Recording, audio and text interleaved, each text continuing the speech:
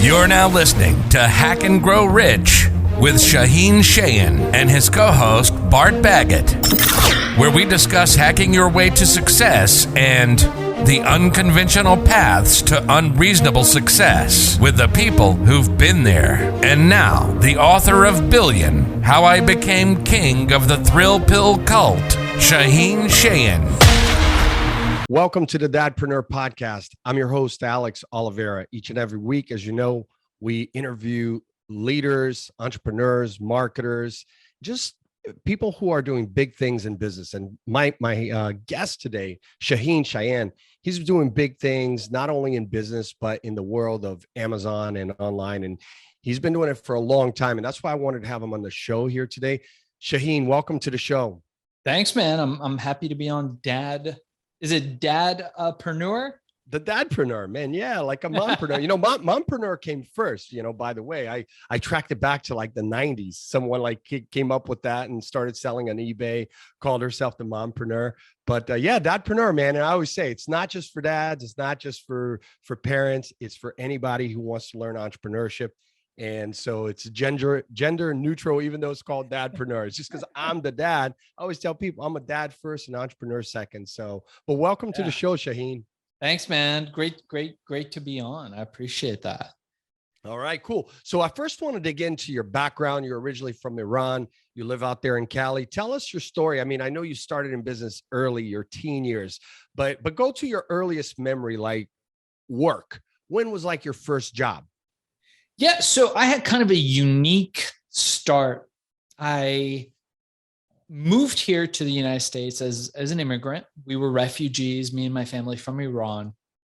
And we quickly realized we were solid middle class in Iran. Coming to the United States, we were all of a sudden lower class. We were poor. And my dad worked all kinds of odd jobs at a dry cleaner, at a pizza shop, at those kinds of places. And we always seemed to like just get by. But we moved to an affluent part of town in Los Angeles, a park called Pacific Palisades. And this was an up and coming, soon to be gentrified part of the country. And as I noticed all this wealth around us, the neighbors started getting Mercedes and Porsches, and people started building bigger and bigger houses. We were still like this poor immigrant family living in this neighborhood. I decided that I really wanted to have access to some of that wealth. I wanted the fancy cars and the beautiful women and the big houses and all that stuff that wealth entitles you to. But it just so happened that there was no path for me to get to that. So by the time I was 15, I asked my parents, I said, hey, how do you do that? I said, Dad, how do you get that? I want the Porsche and the blonde in the passenger seat and all that stuff. How do you get that? And he just looked at me and laughed and said, well, son, go become a doctor. Any immigrant family, right? It's the pinnacle of success is to lawyer, doctor, to become a lawyer, doctor. And so I went and I talked to one guy who was a doctor, and I was like, oh man, like I definitely don't want to be this guy. He's miserable. The whole family's miserable. They're all fat. They're all working all day. Nobody's happy here. So I thought, I need to control my time. I want to be an entrepreneur. I want to succeed. And I had read all the great books. I had read at a very young age, Think and Grow Rich. I had read Tony Robbins' books by Wayne Dyer, books by a guy named Stuart Wilde, who I later befriended and became a mentor of mine. And I decided that I was going to go out on my own. So at 15, I cut all ties with my family, burned all my bridges, burned all my ships. And I left to kind of find my fame and fortune in the world.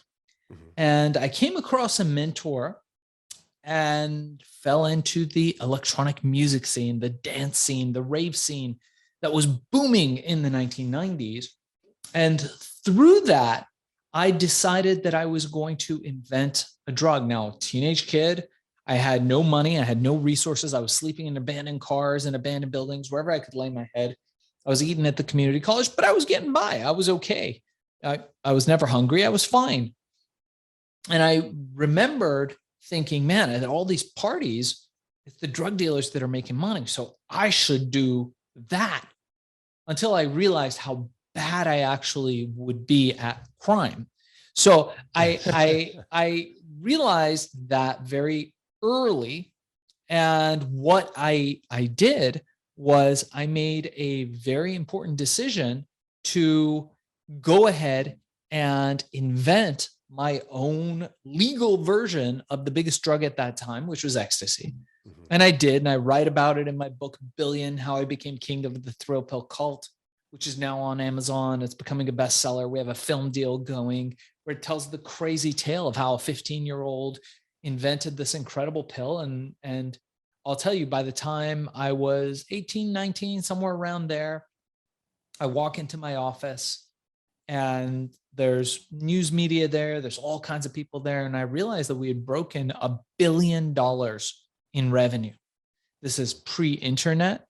This is pre-social media.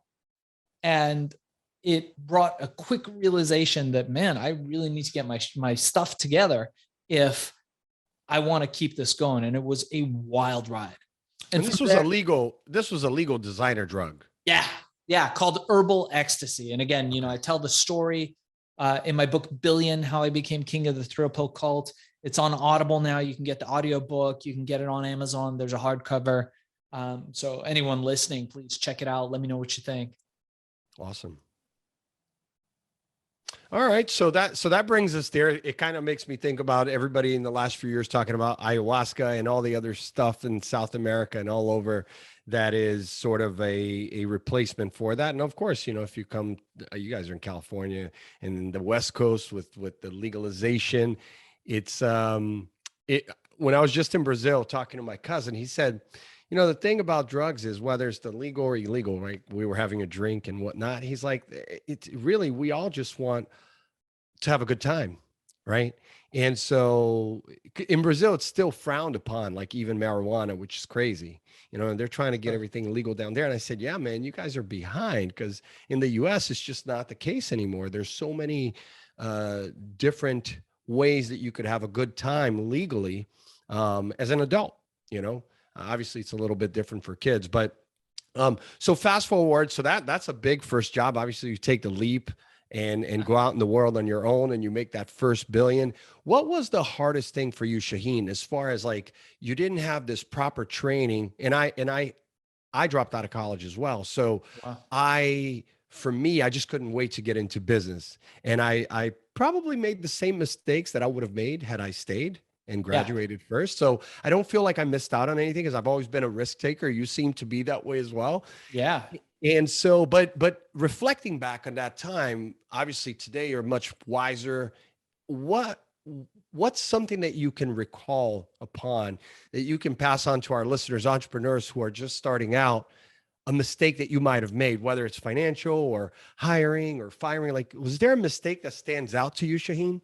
I think probably the biggest mistake I made at that time, you got to remember, I was a teenager. A company had produced $1 billion in revenue very quickly. And we were absolutely on a path for doubling and tripling that in the years to come. The reason why we didn't have that growth mainly was because I worked in a vacuum. And it's one of the biggest problems with entrepreneurs is we tend to think that our problems are our problems, and that we have to solve the answers ourselves, and that nobody has the answer to our problems. And, Alex, it's just simply not true. Seeking mentorship, seeking counsel, finding people who've done what you want to do and influencing them, using the tools of influence to get them to coach you, to teach you, to guide you along the way is invaluable. If I had known then what I know now, those are such powerful words. If I had known then what I know now, well, you can. Just by seeking out people who've done what you want to do, people who are where you want to be, and getting them to coach you, getting them to train you, and benefiting from their experience. And for me, there were lots of points in my life where I made huge mistakes, and all I needed to do was really have someone say, hey, Shaahin, I've done that. You might not want to do that. But hindsight's 2020. It is. And it's funny because, when I talk to entrepreneurs and leaders around the globe, sometimes it's ego, other times it's pride. I felt like for me, and I don't know for me, it was an ego. It was always more pride. Like I was like, I got to learn this on my own. I got to do it on my own. I don't want to reach out. And it probably wasn't until my like mid 30s that I really discovered mentorship both ways. Right. And you're absolutely right. Seeking those people who can coach and train you, done what you want to do Right. is monumental. I mean, I can't say enough about that. Yeah, there's several points to that. So we work on a 3-point system, and I have that in my book, Billion, How I Became King of the Throw Pill Cult. But we like to call it something, my friend Wayne Boss, who's this incredible Australian entrepreneur, he comes into troubled companies and rescues them and 10X's or 100X's their revenue and puts it out. He taught us about, which is what we call KCA, knowledge, courage, action. Okay. The first step of solving any problem is that you need the knowledge. Once you have the knowledge, things become easy. How do you get knowledge? You can buy it, you can borrow it, you can rent it, you can steal it. The second part, once we have that knowledge, and remember, this can come through a mentor, through somebody who coaches you, through somebody who helps you along the way. Like I do that now through my Amazon Mastery course. We could talk about that a little bit later, but I coach people along the Amazon path because we've been doing that since 2009, 2010.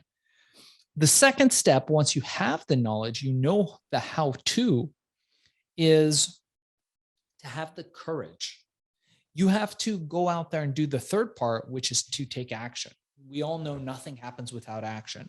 But in order for action to take place, you got to have courage. You got to be able to go out there into the world and be willing to fail. I know the show's the Dadpreneur show. So I've got a 8-year-old boy now who's very, very outgoing, very entrepreneurial. And one of the mistakes that he makes is that he is an absolute perfectionist and hates to fail. So if he thinks he's going to fail at something, he's not going to try it. And I see my job as his father, as his ultimate coach and mentor, to be like, no, dude, you're going to go out there. He's like, yeah, but I'm going to fall on my face. I'm like, that's good. It's not if you win or succeed, it's what you learn. Absolutely. So go try to fall on your face and come back and tell me what you learned. Right. And it hurts less, right? Like, I mean, as an adult, you know that when you make mistakes, as long as they're calculated and you've done your homework, you fall on your face, you get up and you move again, and you do it 100 more times until you get it right. But I agree with you. For kids, I actually have a partner in another business. He says that about his son as well, that, he's a perfectionist, and that's going to always be in the way of him pursuing big things because he's afraid of that failure. And I said, well, listen, man, I mean, you don't have that issue. So you just keep teaching him to take those chances, make those mistakes. When I bring on young people, interns to my company, I'm like, listen, I want you to make the mistakes. And early in my career, I wasn't that way, right? I was like, no, here's how you do it. Now that I bring them in, I'm like, listen, it's okay. If you make the mistake, you're learning. Yeah. People almost look at you like, what's the trick? No, there's no trick, just do it. So talk to me, Shaahin, about Amazon Mastery. I want to shift gears for that because, as you and I talked about earlier, I have a lot of clients who, they set up a Shopify website. They've got a great product. They want to be discovered. They've gone down the social media route. They've done the influencer thing. They've done a lot of things. And then they're like, finally, okay, I'm going to go the Amazon route. There's so many courses out there. Not all of them are equal. We brought you on because we felt like the content that you had was powerful. You obviously offer the coaching, which is important. But if you're starting out, what are like the top things that a business wanting to have that success on Amazon, whether it's a book or a product, what do they need to do? You make some good points, and I think we're going to get some haters on this, but I'll tell you something that they probably don't want you to hear. When you see somebody selling an Amazon course, when you see, and you made a very salient point in the initial part of our conversation, is that there's a lot of guys teaching it, not a lot of guys that are actually doing it.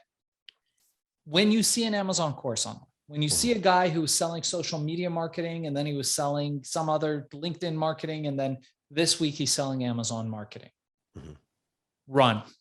Yeah. If you run away, I should say. If you see a guy selling a course on how to drop ship, run. These things are mostly scams. Red flags, right?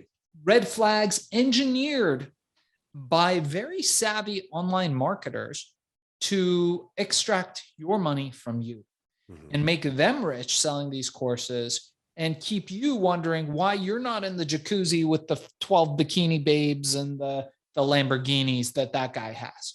Right. Yeah. And they make it the entry point, the amount you could see when I was just in Brazil, there's a lot of those guys there on YouTube and the creators, and they're selling affiliate and whatnot. And as I spoke to some of my business partners and family members, they're like, oh, we know, we've experienced this for years here. We have the same problem, these YouTubers, you know, but they sort of understand that it's the guys who've been down that road and have a track record. If they're teaching it, then it's a different story, right? Because they have a track record. In your case, you have that track record. So like I said, I want to make sure that our listeners know that when we brought somebody here to talk about Amazon, it's someone who's done it, is doing it, and has the track record. So let's continue on that path. Yeah. So I started obviously with the herbal ecstasy, created over $1 billion in revenue, exited that. Then I went into solving the problem of smoking, vaporization. I thought, man, people have been smoking for so many years, but there's no alternative. And we invented basically what was the forerunner to today's vapes. All that technology came out of patents and technology that I built. And that company I exited, it went public shortly after I exited. And then I went on to solving a different problem. I became a dad, and I thought to myself, I just need more hours. And then I realized no one's got more than 24 hours in a day. So that's probably not going to happen, Shaahin. So I thought, okay, well, then I need to optimize my time. I just need to be more sharp during the hours that I have. So I invented another pill, this time a smart pill called Accelerol. And it's available on Amazon and all those places. You guys could get it on there. It was a pretty high ticket item. It was about $130 per month at that time. Now it's a lot cheaper. And I was like, how am I going to sell this stuff? And these were the days where you could get Jeff Bezos on the phone.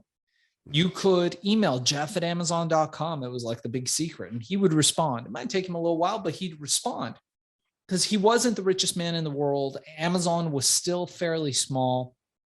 And we learned through the grapevine that Bezos was opening up the platform to third-party sellers. That meant that what Jeff did was he enabled anybody who wants to, you, me, anybody, to sell on there. I was like, all right, let me see how long it takes. In those days, it took me about 15 minutes to open up an Amazon account to list my supplement. I was like, all right, cool. $130. Let's see, maybe I'll get a couple sales in the next week. I went to sleep. I woke up to thousands of orders, literally thousands of orders for my product. And I thought, that's hundreds of thousands of dollars. Who is this guy? He's got to be onto something. And the more and more I looked into Jeff Bezos, the more I realized was that he was one of the smartest guys in the room. He was a disruptor, and he was going to change e-commerce forever. And then he did that big speech that he did where it's day one on Amazon, where, you know, the big shareholder speech. And I still feel to this very day that it's day one on Amazon, and there is a ton of opportunity. If you open up a Shopify site, that's awesome. You should as part of your plan. You could open up a Walmart store, an eBay store. There's all kinds of things that you can do. Nothing is going to have the impact if you're selling physical products that Amazon is going to have. Why? Because of critical mass. That's like, hey, you want to sell your sneakers or something, you know, online in an auction? Sure, I'm sure there's other auction sites, but what's the one auction site we all know? eBay. How have they stayed on top? Critical mass. They were first to market and they had critical mass. And Bezos was first to market on his efficiencies. And now he's saying, hey, I just want a little commission and I'm going to let you sell on this biggest platform in the world. And that's what we teach. And by the way, I have a 1-hour course just to show people you don't need any money to start on Amazon. It's normally $200. I'm going to give it to everybody listening to Dadpreneur for free. Use the code DAD and just email me directly. It's darkzess@gmail.com, DARKZESS podcast@gmail.com. Use the code DAD or DAD show. Don't use the code DADBOD. That's a different thing. And we'll give you the 1 hour course, everything you need, how you find a product, how you get going for free, no obligation, nothing to sell you there on that course. And then, we do have a deeper platinum course that if people are interested, they could reach out for, but it's a great way to get started in the Amazon ecosystem. Oh man, we so appreciate that, Shaahin. I mean, I think that's, clearly entrepreneurs like yourself, leaders who've built multiple companies, have reached that level of sales, billions. A question I often get from the non-entrepreneurs, the executives, the 9-to-5s, like, why do you guys do this stuff? Some people ask me, why do I do this podcast after having done business for 20 years, exiting several times? And I said, listen, to me, it's, first of all, I like the challenge. I like the challenge, and I like the camaraderie, the networking, the constant, the like never stop learning.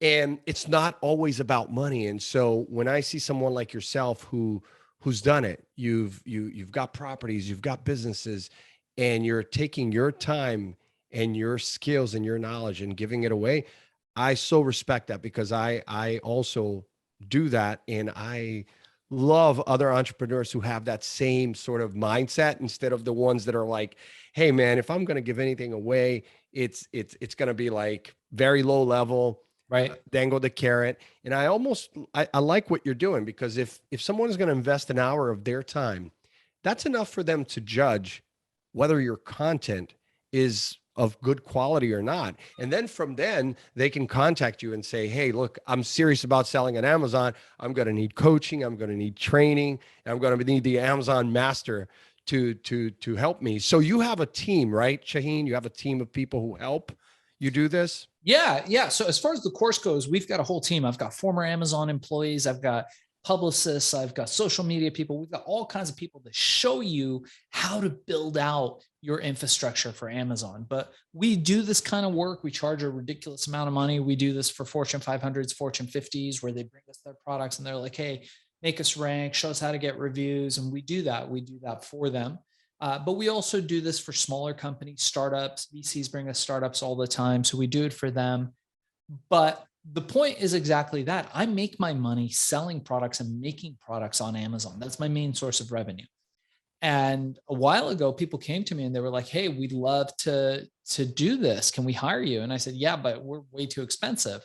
Me and my team charge a lot. And they said, well, why don't you make it into a course? And then we could, you could just have a coaching component to it. And so normal people could do it. And that's what we did. We built out the course. It's FBAsellercourse.com. If anybody wants to check it out there, FBA standing for Fulfillment by Amazon, sellercourse.com. And my goal is to empower people to stop selling their hours, to start creating more avenues where they can have predictable, recurring revenue, cash flow, without having to go to some crappy job or without having to take time away from their families. I know you're a family guy. I'm a family guy. And most of my time now is spent, we travel. I pack up my wife and my kid and we go and we work from wherever we're at. And while we're working, we're making money because somebody's buying something that we're selling on Amazon. That's right. Well, I bet there's a lot about what you're doing that, people always talk about your why, right? Like Simon Sinek and all these. So everybody's always talking about the why. What's your why? And to me, kind of going back to the beginning when you told us the story about you being young and then leaving your house and going through all those challenges because you saw what the other people had, that you were like, hey, I want that too, that wealth. I bet there's a lot of the younger Shaahin in this whole reason why you're doing what you're doing, because it's like you want other people to experience this sort of success, because it is possible, right? Yeah, it's possible. It's unlikely. Most people are going to fail, just a fact by the numbers. So if you're if you're watching this, the chances of you succeeding are far less than the chances of you failing, and the chances of you failing colossally are huge in any endeavor. Now, I think what you want to do, if you're a thinking person, is that you want to stack the odds in your favor as much as possible. And that's what we do by using leverage, the concept and principle of leverage. How do we apply the most amount of leverage with the least amount of pressure? And the way that we do that is we think, okay, well, you got to make money. How are you going to make money? Okay, you got to either sell a product or a service. That's really it. Or you can go work for someone else. Like if you're an educator or something like that. Now you can argue that's a service. You're not really going to make money doing that stuff either. So if you really want to make money, you really got to have a product or a service. Okay. And if you're doing a product, which is what I like doing, we do both product and service. But if you're doing a product, the least amount of friction to get a product into the marketplace really is Amazon, because they do all the work for you. They pick it, they pack it, they ship it, they do the marketing, the advertising, less and less now, but they used to do a lot of free advertising. Now they do a little bit of free advertising, but you're using the largest e-commerce platform ever. This is unprecedented. If you looked at somebody 20, 30 years ago and you said, hey, you can make a product today and in 30 days have it sold in the largest store in the world, they'd think you're crazy. That's not something that's happened. This is revolutionary. And then now me and you could come up with a product. You could take my course, you'd come up with a product, 30 days, that product could be in the largest store in the world. Now, if people are going to buy it, that's a different story. That involves using the elements of influence that we teach, using Cialdini's principles of influence, social proof, authority, likability, scarcity, reciprocity, sincerity, all these things, very important. Authenticity, trust. Yeah. And I think it takes, for entrepreneurs out there who want to pursue this, I would just say that, there's no shortcuts in the sense that just like SEO or content or anything else that you do, if you've tried these things, maybe you didn't hire the right person, the right agency, whoever. Also, you have to take some responsibility. I've trained thousands of people, and usually when I'm talking to them to understand why is it that they failed, and they're blaming the person they hired or the influencer, whoever, I'm usually able to say, well, look, with all due respect, you didn't do your part. And maybe they told you that, maybe they didn't. But the fact is that there is no shortcut. You will have to work hard. So there's a lot that you have to learn. There isn't just a button that you turn on. So I always, when I bring somebody on like yourself, Shaahin, who has this wealth of knowledge that can really help someone go to the next level, I just say, just be prepared though. If someone is giving you this content that can really help you succeed, just, set aside some hours to absorb the content, understand, call you, email you, ask the questions, and not just think that by doing an hour course, everything's just going to magically jump, because it's not. There's so much more into it. So that's what I usually tell the listeners. It's just you've got somebody like Shaahin here. You got to do your homework too. You can't just, Shaahin's not just going to give you the key to the castle and you're going to say, yay, because you've got probably, 100,000 hours behind you in these decades of knowledge to get to where you are. I'm feeling old now, but yeah, maybe, I don't know. Yeah. Well, that's what I say, and I say 10,000. I tell people, I said, because every time I read a book or do a course, and I still do the mentorship thing, I've done all the Tony Robbins and Browns and Les Browns. I've done all those things too. And I still continue to go. And sometimes people ask, why do you still do that? I'm like, are you kidding? Like, it's never enough. That's what keeps me like motivated, inspired. And if you can learn from people who've, just like you said at the beginning of the show, people who've gone down the path that you're trying to go, man, how can you not? Right?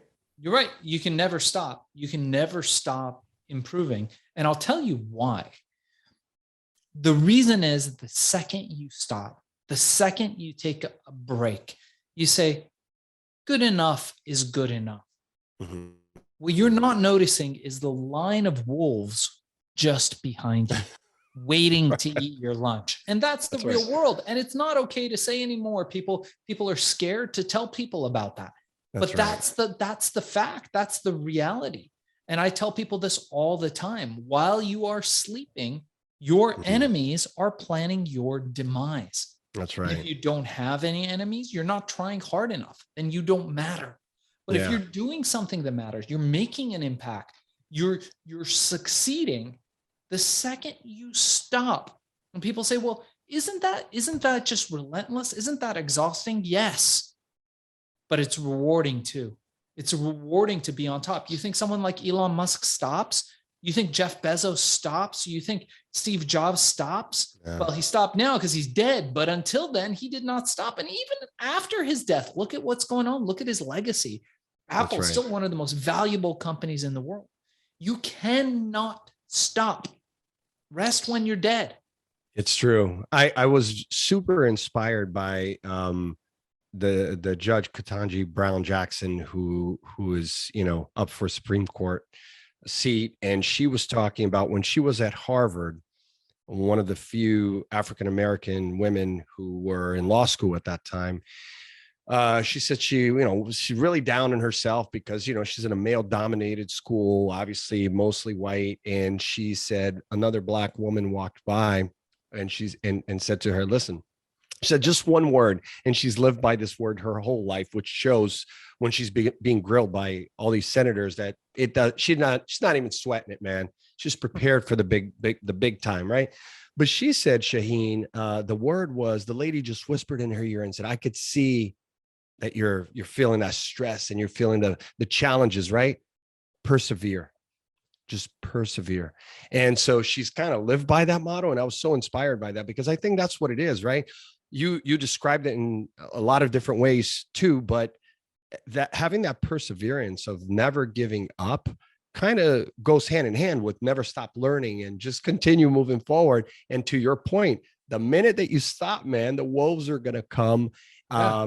In Brazil, we refer to that as like the big eye. They call it olho gordo. When, you know, there are people that want your success, but then there's the haters too. How do you say it? Say it in Portuguese.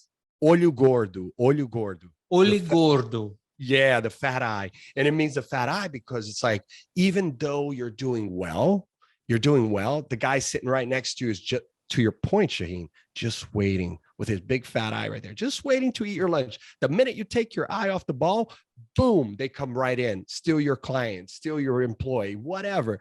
So you have to let the world know, like, listen, man, I don't rest. I keep going. And I do that for my clients too. Like, even though I was in Brazil, I told my clients, like, if you can't get with one of my employees or you just need me, no problem, man. I'm always available. And I think it's that sort of approach that I try to pass on to other business owners, that you're either going to be a very present visionary in your company, or you should just go invest in companies. Because if you want to own a business and not be there, because I hear that too. Some people are like, listen, I came into some money, but I really don't want to like lead a business. I'm like, then just invest passively, because if you want to lead like your time is valuable, but here you are taking your time to pass this on. So there's no shortcut, man. Yeah, it's true. No shortcut to hard work. Now, you can work smarter. That's a way. You can utilize other people's time, which is something that we teach. Use other people's hours, hire virtual assistants, yes, hire employees, hire competent people, train them well to do the things that you don't have time to do. But ultimately, got to roll up your sleeves and you got to work. And when do you stop? You stop when you're dead. That's right. I'm with you, man. I'm feeling good. I'm feeling like I'm coming off this podcast. I'm going to get right back into it. So listen, Shaahin, thank you so much. So tell us the website that we're going to send everybody to. I know they're going to use the code DAD or DAD show, but we'll put it in the show notes. But where should we send our listeners? Just email me. If you think you're interested in becoming an Amazon seller, selling on Amazon, taking a part of all this wealth that Jeff Bezos has built, reach out. It's darkzess@gmail.com, darkzess@gmail.com.